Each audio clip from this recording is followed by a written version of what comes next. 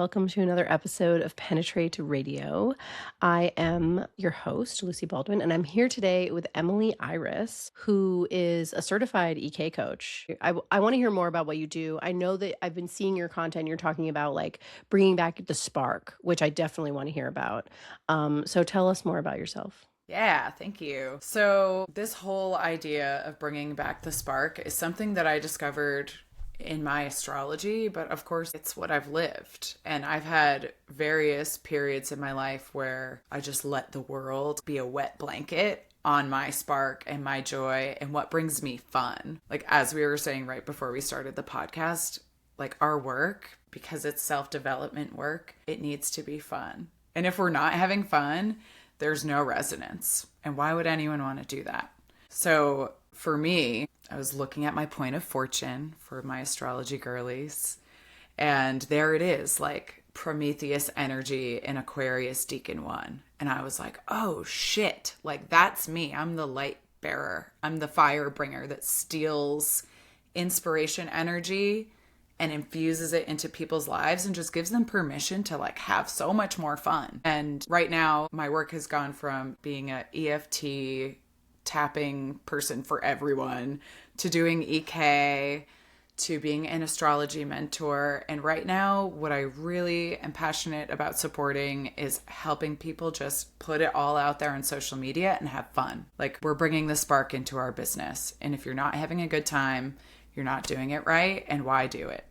Yeah, because I feel like so many people get into this because we get really into the spiritual journey, and we find so much beauty and insight and connection, and then we want to share it with the world. And I've just seen this happen with so many people. It's like going down the spiral of then that becomes the thing that is like so much friction and tension and just angst and struggling about trying to have a spiritual business. And so I love what you're saying. Gotta enjoy it. Yeah.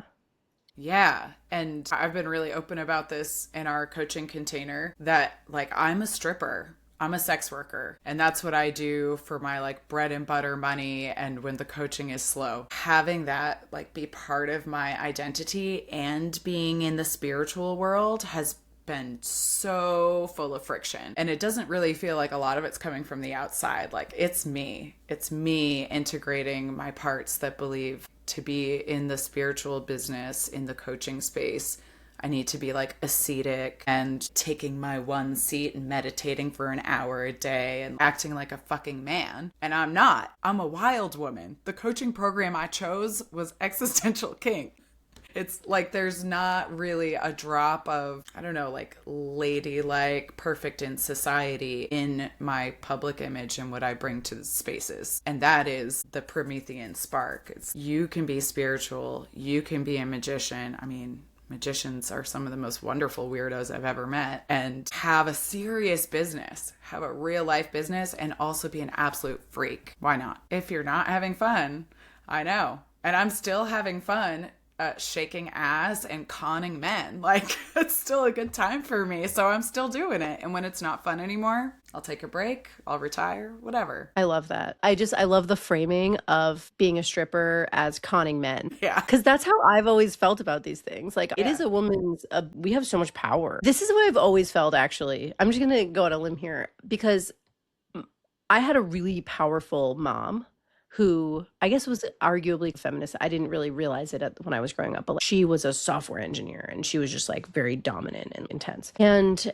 I remember when I first started to hear the idea of like women as being like having prejudice against us. I don't know the word. What's the word? Lower status than men. I remember when I first came across that concept, it seemed so crazy and so foreign to me because we have so much power over men. Like, what are you even talking about? And I feel like stripping is like the essence of where that power comes from. Yeah. Like Maybe. come I don't to know. the I don't temple. I mean, everyone does it for different reasons, but my perspective has been come to the temple, worship, bask in my feminine energy, and give me your energy, your money, to be in my presence. That just makes a lot of sense to me. And of course, there's like all of this nuance and mind fucketyness coming in where it's like, you know, I'm conning you, but you're also trying to con me. And we're all just in this divine play. Or are we? Are you serious? And some of us have had periods where like we're there to stick it to our dads, or like we're there to get validation, or we're there like just for the bag purely, and there's no compassion. And I've had periods where I was there to practice some healing with men and myself. And that's been wild. I've had some experiences that I would not assume are common, like being hired to teach yoga in the strip club was key. Peak experience. And by the way, they pay so much better than any yoga studio I've ever worked for. Like singing Om Mani Padme Hum, chanting with a Buddhist Hell's Angel in the strip club. What? Talking about bodhisattva vows with people. Like, we're all just humans, and it's all about connection. So it's really been such a playground for me to like play with all of these concepts and to just like drop these little seeds of awakening into people's lives and have something that supports the growth of my coaching business as I integrate it. Like when I was trying to hide it and like feeling ashamed that I was still having to work a job while growing my coaching business, like that was not fun.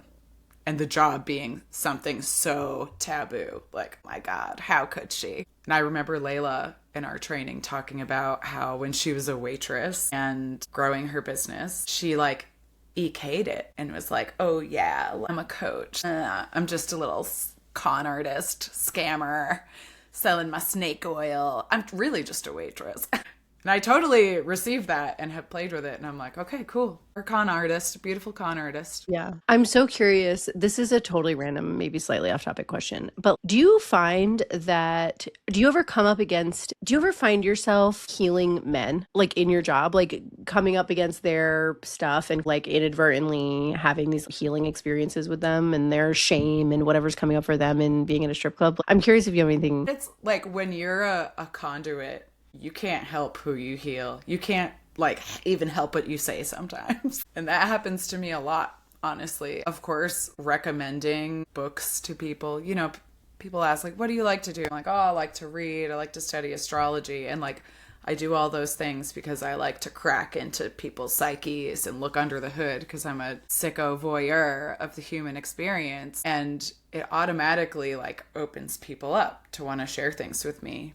And I think there's something too about being like the naked person in the room. Like I'm vulnerable and now you can be vulnerable. And look at the manosphere right now. Like men don't have a lot of places where they can be vulnerable.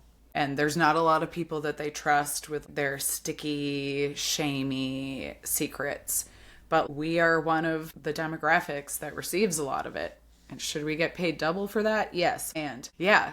Especially people coming in with like sexual kinks and fetishes. Though I really love working with people like that because they're, listen, I'm into something really weird. You would never know it about me. It's so heavy. Like... And I'm like, show me your purple panties, man. Yeah, like people you would never expect admitting to me like, I think I might be bisexual, or I like to wear women's lingerie, or I'm just like really into feet and I know I'll never find a normal woman to be with me because of it. And I'm just like, honey, you're with the right person right now. Total radical acceptance for all of you. And just, I think being witnessed and not shamed and not icked out by someone else's yum. Like, that is healing. But have I also done Reiki on someone who told me they have cancer in their shoulder? Sure. Like, we're doing it all because I really can't help it. It just happens. I think the confusing part can be when they're not really understanding what happens. And there's a consent piece that sometimes gets a little gray with like receiving healing work. I do my best, but also I know just being around me can shift things for people. So Sorry, you're welcome. Yeah. Well, thank you for sharing about this. I'm just so curious because, you know, I spend a lot of time in my house around my husband and my children. And I just feel like you spend a lot of time around other people, like in person, like bodies together in a room, naked. Yeah, And, yeah, like, so there's just a lot of very different experience from the experience that I have. So I love hearing about it. I find it so fascinating. Yeah, yeah. because you're interacting with so many people all the time. Right. All different kinds, like a lot of men, but you never know what you're going to get. It's really fascinating. And I will say, because I push energetically so hard for 10 days a month, like that's as much as I dance. And I do it during the phases of my cycle where I have energy and patience for men, or else like mean girl, she's mean. The rest of my time, like I'm pretty solitary. Like I protect my Mhm. energy. I'm working with people online, but I'm not out and about and super social. Every time someone sees me in town, they're like, "Oh my God, it's my favorite cryptid. You're out and about." I'm like, "Yes, hello." So there's Mhm. definitely a trade there because it is such big energy to be the dancer. You're turning up your personality to 10 and you're blasting it and you're holding boundaries and you're performing femininity while being in your masculine. And what I do really like is that I don't have to mask at all. Like what I have to say, it doesn't get filtered at all. And sometimes I get myself into a little bit of a foot and mouth situation. But it's like I can never go back to corporate now since becoming self-employed, becoming a coach, and becoming a dancer. I'm just like, oh, I'm a menace now. I see. Oof, good luck. Well, I really love what you're saying about how you do it specifically, like X number of days, and you know the days where it's going to work for you. And that's so structured and so smart. Um, Yeah. yeah, that makes total sense to me. That's a good way to, because I could see how you could get like burned out doing something like that. Yeah, Did and you building experience that at one point?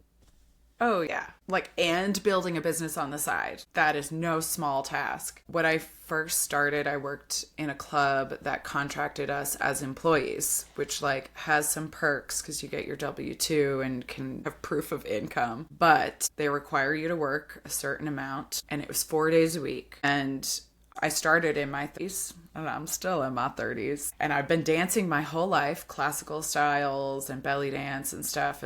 My body's been through some things, and I was like, I can't do this. Like my bones hurt, my joints hurt. I cannot continue at this pace. And when I started cycle syncing and just like working smarter and not harder, my income doubled. Yeah. And I'm working instead of 16 days, 10 days and Hmm. making twice as much. Crazy. Most Hmm. clubs, it's just like a come in when you want to and you're an independent contractor. And so I switched to that style and no burnout. And of course, once in a while, like an injury happens, or I don't know, I went to like some festivals and I was like, I can't go back. I got all expanded and in my hippie world, I don't want to shave my armpits. I'm not coming back. And I didn't shave my armpits and I went back and no one even noticed, which was really disappointing, to be honest. And hilarious, like so hilarious. But yeah, because of the independent contractor status and the nature of the work, you can just not go in for a couple of weeks Hmm. and go back. And that's it. Wow. It's Yeah. sounds so free. Yeah. That's one of my core values. It's just like time and geographic freedom. Hmm. So important to me. Can you tell me about the tattoo on your chest? I'm so curious. Yeah. Well, I get this one a lot too. So it's a seraphim, and seraphims described in Abrahamic religions, so Judaism, Christianity, and Islam, are one of the top orders of angels, and their job is just to praise.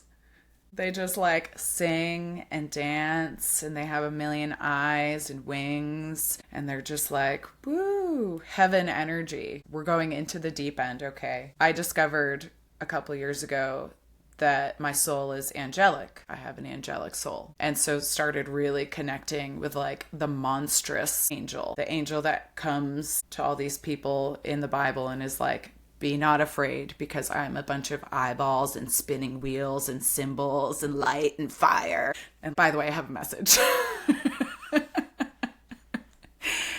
And that's like really an archetype that I've integrated as a conduit and a messenger, where like, yeah, sometimes I do say things to people who are like in the matrix that letters their perception of reality. And I'm like, oh,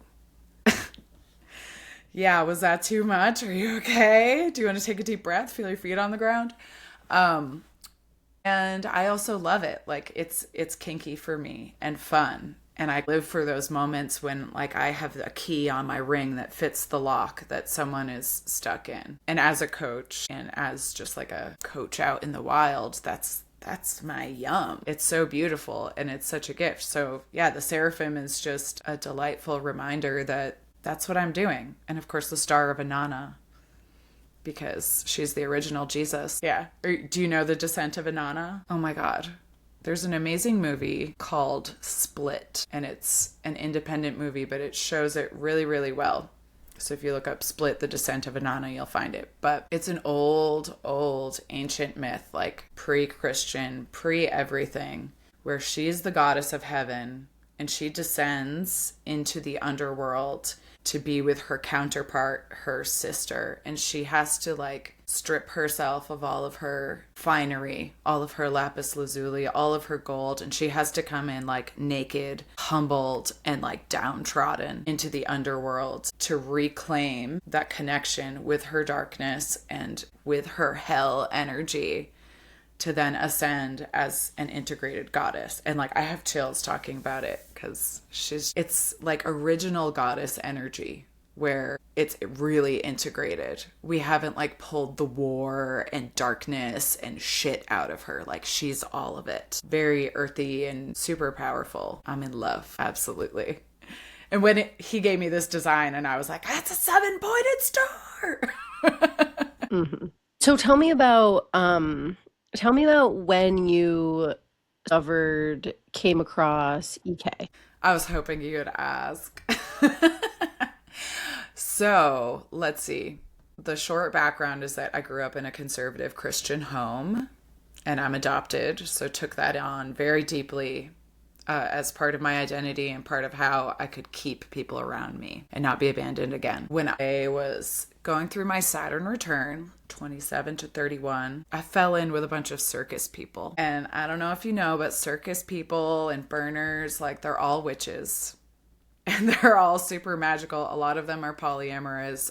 Most of them are queer. All of that, kinky. And all of a sudden I was surrounded by these people that were just like blowing my mind with their freedom. And one of them that I knew through a kink circle and like a moon circle maybe introduced me to EK. And it just like flipped a switch in my brain. And all of a sudden I was like, okay, feminine rage, magic, or in the patriarchy. It totally shifted things for me. And I think the first time I discovered it, I didn't even read it. I just like read the concept and I was like, I get it. That was enough. Like it hit me as someone who's like also kinky. So then, I don't know. I think it's easier for people who are kinky to understand it. If you already have some yucky yums, you get it. But it hit deep. And then when I finally went and read it, it hit deeper again on another level. And then of course, going through the coaching program and reading it again, another level. It just like keeps going. And that's what I'm so obsessed with about it. And I see the parallels when you look at like physical, sexual kink and fetishes and existential kinks and fetishes. Like as you unkink them, new ones arise. So it's just like this ever like ongoing pulling the scarf out of the mouth of your subconscious. And it's so fun. It really is so fun. There really is a new devil at every level. So love to discover them. Yeah, it's so true. It's like and even stuff that you've integrated or gotten off on or healed or whatever the word is, like I have found they come back around, but like with a slightly different feeling. And that happens sexually too, doesn't it? Oh, yeah, it's like, yeah. Yeah. You're like, you revisit something and you're like, oh yeah, I forgot this is juicy again. Yeah, that's like the divine spiral of life. Like we may be spiraling upward or downward, but we're going past the same things from different Exactly. perspectives. Exactly. Exactly. Yeah. Yeah, that's so fun. I know. I'm totally in a phase right now where I'm integrating, as you would see on my social media, my playing men, just conning men and being like, you're so stupid. Give me your money. You're using all of your resources so poorly. Give them to me. You fool. And doing that out in the open publicly on social media, I'm like, it's sweaty. It's really sweaty business. But this is the challenge right now, and we'll see where it goes. Yeah, there's a lot on the internet. There's a lot of like subcultures on the internet, but it seems like there's a really big anti like male versus female like subculture war happening on the internet, which is interesting. That is probably doing really well. Like there's a lot of people on the internet who are like really mad at men. And I have a hard time with that because I'm like, but we're all just people. I Like we're all know. just people. And I also, men are men, but I'm really close to my dad. I'm really close to my husband, obviously. I have two sons. So I'm just like, it's hard for me to be like, I do love men. Um, and I know there's a lot of real douchey, stupid men out there. Yeah. Right. Like the male loneliness epidemic. I'm like, I have no compassion actually for that. Just do your work and come back. It is hard. We had to do it. It's funny because, like, in my private life, I'm like watching videos of moms teaching their sons about consent and like crying. And I like watched a video of some kid watching The Princess Bride, the one with Anne Hathaway, where she gets a glow up. Can't remember. Mhm. You know what I'm talking about. I love And her. he sees like the male heartthrob, like giving her these skeevy, hungry eyes. And he goes, Mom, isn't that disrespectful the way he's looking at her? And I just like, this morning, tears. I'm like, that's so beautiful. Like, can we have more boys and sons raised like this? Because yes, yum. So really, like, my job is just to troll the ones that aren't. Like, let me just rage bait you into realization and shattering illusions and waking up. Or not. Or you're going to be mad at me and project on me. And a year later, you're going to wake up in the middle of the night and be like, oh shit, she was right. I'm in it for the long game, friends. Yeah. So you said earlier that you're helping people with content creation. Is that what you said? Or social media? I'm curious to hear more about. Yeah, I love working with spiritual entrepreneurs. Like, truly, this is my yum. I love working with spicy workers too. And same, like, I'll put them in two bowls, but they're really the same. Healers. And something that I've noticed about us folks is that we can be really shy to come on camera, shy to have our voice be heard, and shy to like polarize people and drop truth that's uncomfortable and gets people in your comments like upset and arguing with each other and you. I mean, And shy to like talk shit to men. yeah, exactly. Exactly. Right? Like, oh, they come for me. They've been coming for me for years. Oh my God. And that's what I want to break people out of, just like this paradigm of being seen. And I have a background on stages since I was just a little tap dancing in a tutu booger. And it's not so bad for me. Like, I've been conditioned to be on stage a lot and be speaking in front of a camera, gotten used to it. But when I see the block in people that are just like, they can't do it, those are the folks I want to help. You just got to get used to it. Everything is practice. Everything is confidence. And if I can like stand topless in front of a room of people staring at me and not tipping me and yell, are you not entertained? Like, you can get on social media and be like, hi, my name is this and this is who I help.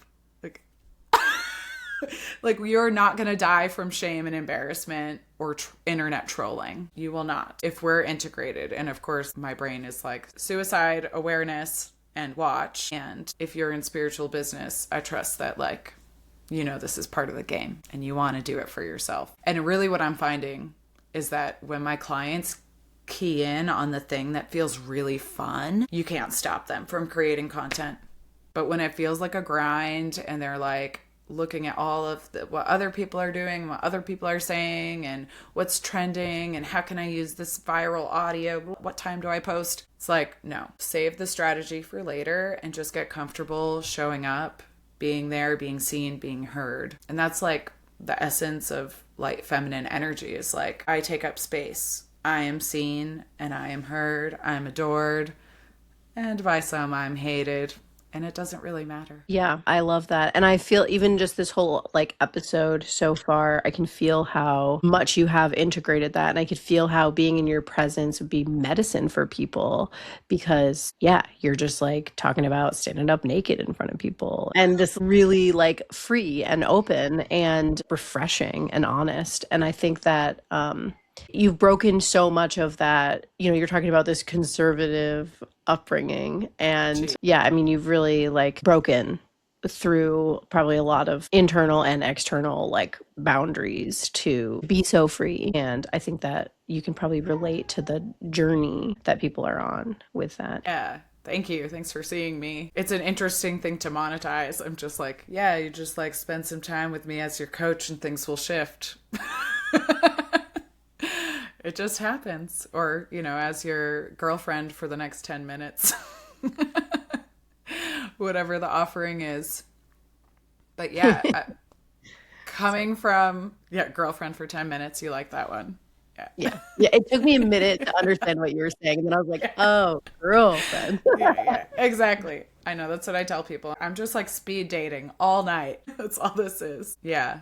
But there's a nuance too, because I had to become part of a community where people were way freer than me. And I had to get used to being around people that are self-described nudists and naturists, and like, we're friends. We're all just friends platonically, like juggling together naked, pool party, like whatever. But since breaking through that, and since learning to feel safe around people that I know are there to protect me and they're not there to take from me, you just can't go back. And I've had some people that have asked me to go back. Can you be less, please? Like partners. Can you not be bathing topless on the beach in Portugal? And I don't think so. No. Like, it took me so much to get from here to here. Like, I don't want to go back and there's nothing for me here. And why would I? Yeah. Well, that was a really good sales pitch for our community dominion. So thank you for that. You're welcome.